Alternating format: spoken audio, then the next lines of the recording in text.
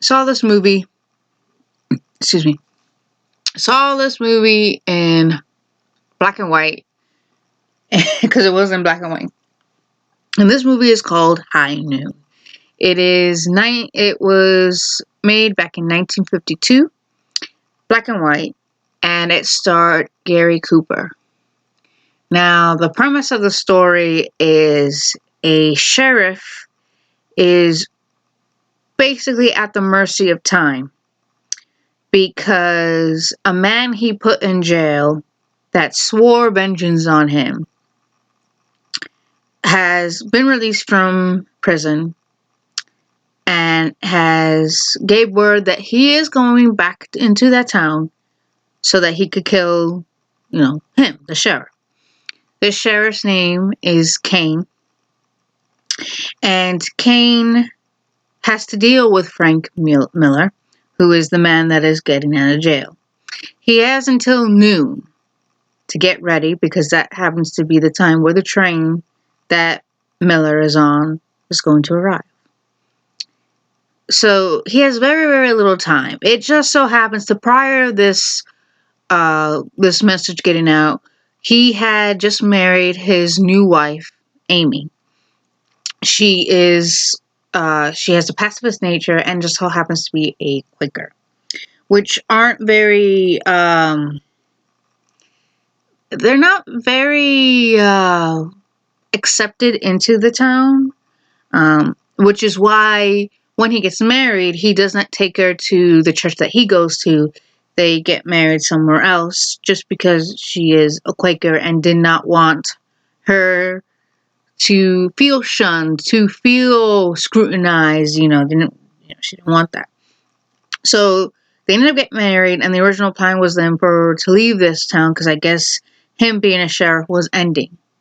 But when word gets out that, he has to fight this Miller guy, he decides to stay. She says no, she's going to go because that just how happens to be the train. The same train that he's getting on is the same train that she will be getting. Yeah, Miller's getting off of the same train they were supposed to get on. So she's telling him to leave. He goes, no, because if I leave and he comes, this town isn't going to be the town that I fought for. Word gets out, she goes, I'm going to be on that train regardless. So, by noon, I'm either going to be a wife or a widow. So as the story progresses, he goes to the town to find people who could help him, Unfortunately, they don't want to help him. The people who do want to help, they're not equipped. There was a gentleman who is not, who doesn't function properly. He's limping, he's old, and he has one eye. Not really a good idea to have him out in the open, out in the firefight. A 16-year-old decides to help out. He goes, no, you're too young. You have your life ahead of you. He tries to go to his best friend. His best friend says no. His best friend doesn't say no. He cowers behind his wife and tells her, hey, tell him I'm not here. So it's like, dude, you couldn't be man enough to tell him no because the other guy who actually gave him the job as sheriff tells him, no, I'm not doing it. Even if I did say yes, you're going to be worrying about me, and that's not good. You're going to get yourself killed worrying about me. That's not happening. He has a bit of a scruffle with his brother because, one, his brother is not happy that he did not pick him to replace him.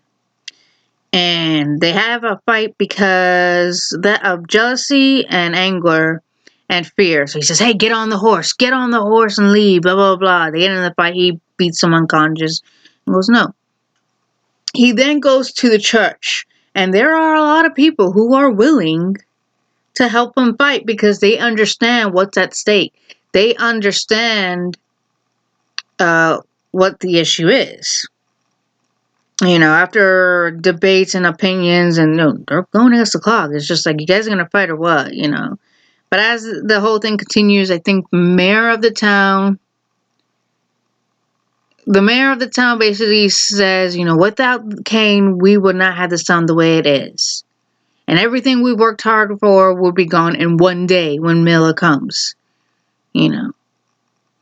And some people are saying, no, we're not going to fight because they don't want to, that the people who let him out, they should be the ones to do it. All our taxpayer dollars, blah, blah, blah, bickering. Some people are saying, we have to fight. This is our town too, you know.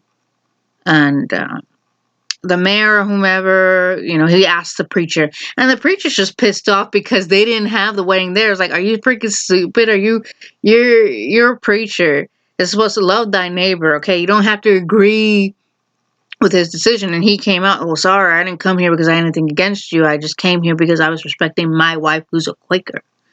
You know, I was respecting her, you know, and me as a man, I'm not going to disrespect my wife because you guys don't, like, you guys don't welcome them. You don't agree with them, and therefore you don't agree with them, you shun them. They were just, I hate people who are like that when they butt her over some stupid thing. It's not yours to, not your decision to make, get over it. But in the end of that scene, the mayor comes out and goes, well, he'll go and do it, you know, without Kane, blah, blah, blah, he'll go and do it. And then he backstabs, this asshole backstabs the poor guy. You see, like, okay, there's hope, okay, I have this. There's a chance that I will have help to take this bastard down. The mayor goes, I'll get a new marshal tomorrow. There he was a marshal. I'll get a new marshal tomorrow. Are you fucking kidding? But yeah, no, the guy backstabbed. Like, are you kidding me? I would have socked him out of place. How the hell are you going to be praising me and you stab me in the back like that? And then on top of which, a lot of other people in the town are Miller supporters. So, you know, they're like placing bets. Oh, I'll give Kane 5 minutes because that's all that Miller's going to need to take him down, you know, things like that. So the movie continues. Noon hits. A former lover of, what was it? A former lover of Kane's is leaving because apparently she used to be Miller's girl. At the same time, there's this other dude who I guess was, he was to be I think he was to be the replacement.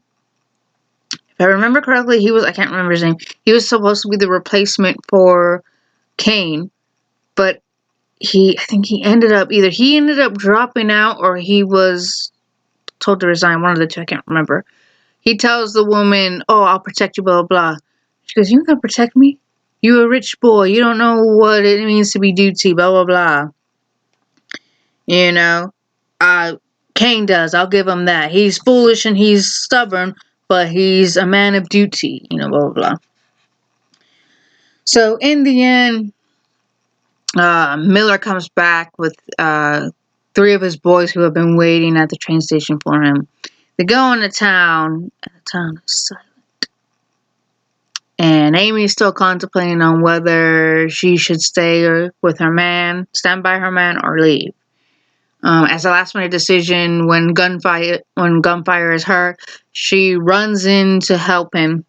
And being a pacifist, she ends up killing a man just to help her man, you know, have the upper hand. Pretty soon, it is just Miller and Kane.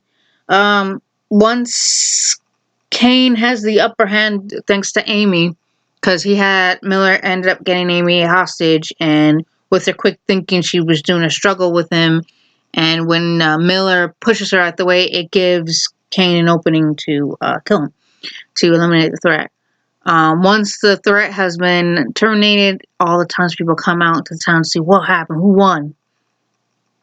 And Kane, in an iconic way, throws the deputy's star. You know, here you go. You guys want a new marshal? There you go. You got your town back. You want a new marshal? Bye-bye.